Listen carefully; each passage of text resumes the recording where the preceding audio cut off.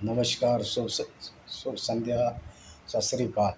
आज हम आपको कुरान के अध्याय 4 अल निसा की आयत नंबर 34 के बारे में बताएंगे, जिसमें ये लिखा गया है कि औरतों को आप पीट सकते हो बशर्ते उनका खून ना निकले या उनकी कोई अज़ू या हड्डी या कोई अंग क्षतिग्रस्त ना हो। तो ये पढ़ के सुनाता हूँ मैं आपको।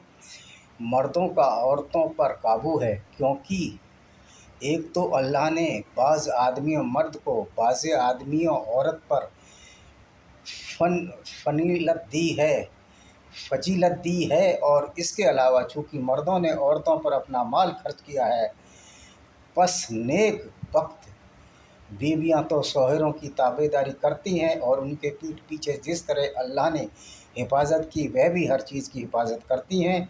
और वह औरतें जिनके नाफरमान सरकस होने का तुम्हें अंदेशा हो तो पहले उन्हें समझाओ, और उस पर भी ना माने तो तुम उनके साथ सोना छोड़ दो, या इस पे भी ना माने मगर इसका ना माने तो मारो, मगर इतना कि खून ना निकले और न कहीं अजा ना टूटे।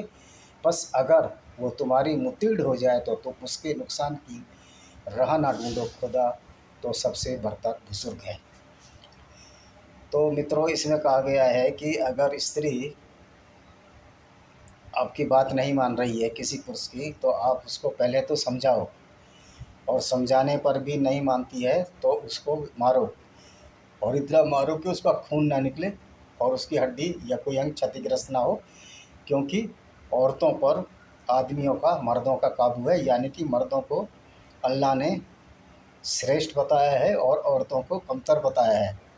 जबकि वस्तु स्थिति ये है कि आदमी जितना पेन एक हड्डी टूटने में होता है, जो आपकी फीमर बोन है, जो पैर की हड्डी है, जो सबसे बड़ी हड्डी है शरीर की, उसको टूटने में जितना पेन होता है उससे 40 गुना पेन वो लेबर पेन, जबकि वो प्रसव पीड़ा करती है, उसमें उसको लगता है। तो अल्लाह ताला को ये भी नहीं पता कि स्त्री में ज़्यादा पावर है। आदमी इतनी लेबर पेन को बर्दाश्त नहीं कर सकता और उसकी मृत्यु हो जाएगी। लेकिन यहाँ पर अल्लाह औरतों को कमज़ोर बता रहा है। उन औरतों को कमज़ोर बता रहा है कि जो दुनिया को चला रही हैं और जिसकी वजह से दुनिया है। अगर वो ना हो तो ये दुनिया भी ना होती। हालांकि मर्द और औरत दूसरे के पूरक हैं, इसलिए कोई भी किसी से कम नहीं है। जहाँ तक कष्ट सहने में औरत जो है मर्द से ज़्यादा ताकतवर है, ये साइंस स्टडी में भी प्रूव हो चुका है। तो ये कहते हैं कि आपने उन पर अपना माल खर्च किया है, इसलिए आप उनको मार सकते हो।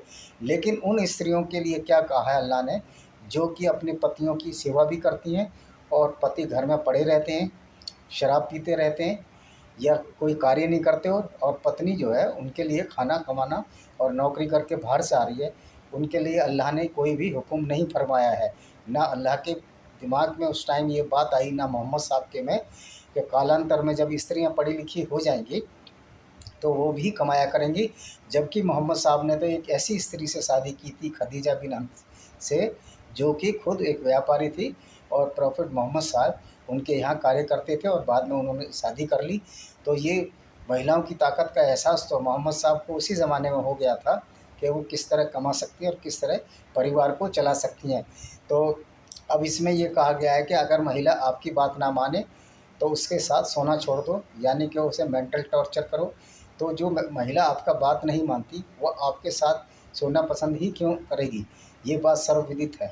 तो फिर आपने इतना, और फिर उसके बाद कहा उसको मारो, और उसके बाद जब वो बिल्कुल नहीं मानती तो उसको छोड़ दो और उसको नुकसान की राह में मत ढूंढो।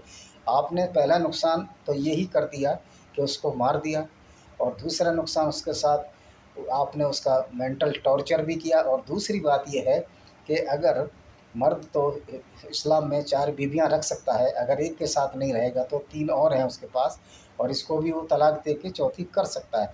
लेकिन स्त्रियों के लिए कोई ऐसी व्यवस्था नहीं है। वो स्त्री बेचारी हलाला की आड़ में कितनी बार दूसरों के साथ उसको अपनी इज़्ज़त को न्यौछावर करना पड़ता है। तो ये इस तरह की आयतें हैं जो कि सिर्फ मर्दों के फेवर में हैं। और वैसे कहते हैं कि कुरान में महिलाओं की बड़ी इज्जत लिखी है। कुरान की एक आयत में तो ये तक कहा गया है कि औरत खेती है और उसको चाहो जैसा जो। तो ये कुरान की बातें बता रहे हैं, हम अपनी तरफ से नहीं बता रहे। तो कुरान में अल्लाह ने स्त्रियों को मारने की इजाज़त दे दी है, जबकि स्त्रियों से अगर पुरुष कोई परेशान पैदा करे तो उसके लिए उन्होंने कुछ भी नहीं कहा है, कोई दंड देने की बात नहीं कही है। और यहाँ तक भी कहा गया है कि अगर कोई स्त्री के साथ रेप हो जाए तो आप उसको इतना धन दे के वो तो आपका वो भी माफ़ हो जाएगा। मतलब हर चीज़ को पैसे से तोला गया है, ना कि औरत की अस्मिता और इज्जत से। एक मोहतरमा, अभी मैं यूट्यूब पर वीडियो देख रहा था, मुस्लिम मोहतरमा बोल रही थी कि मोहम्मद ये 4-4 शादियाँ करते हैं मुस्लिम लोग, लेकिन मोहम्मद साहब ने तो मजबूरी में शादी की थी। मैं उस मोहतरमा और ख़वातीन से पूछना चाहता हूँ कि मोहम्मद साहब ने जो रेहान हंस बिंत को, जो कि बनु कुरैज़ा की बहू थी, उसके साथ उसके पति को और उसके पूरे दल को मारकर शादी की थी, उसमें रेहाना की क्या खता थी? ये एक ज़बरदस्ती थी और उसको मजबूरन में शादी करनी पड़ी और इस्लाम भी कबूल करना पड़ा, क्योंकि ये तो पहली शर्त है। अगर आप किसी मुस्लिम स्त्री या पुरुष से शादी करते हो तो जो काफिर स्त्री या पुरुष को इस्लाम में जाना पड़ता है। तो आप ये समझ लीजिए किस तरह की डिक्टेटरशिप इस्लाम में काफिरों के लिए है और किस तरह की डिक्टेटरशिप इस्लाम में औरतों के लिए, अपनी उन औरतों के लिए है जिनको वो खेती कहते हैं और मारने के लिए कहते हैं। हालांकि मारना एक विषय व्यक्तिगत हो सकता है, लेकिन किसी धर्म पुस्तक में सिवाय कुरान के ये नहीं कहा गया कि औरतों को पीटे। अगर वो कोई पीटता है तो उसकी गलती है और उसका कानून के हिसाब से उसके खिलाफ कार्रवाई भी होती है। इन्हीं शब्दों के साथ मैं अपने इस वीडियो को विराम देता हूँ। इसको सब्सक्राइब करें, बेल आइकन दबाएँ, अच्छा लगे तो कमेंट्स भी करें। वंदे मातरम, जय हिंद।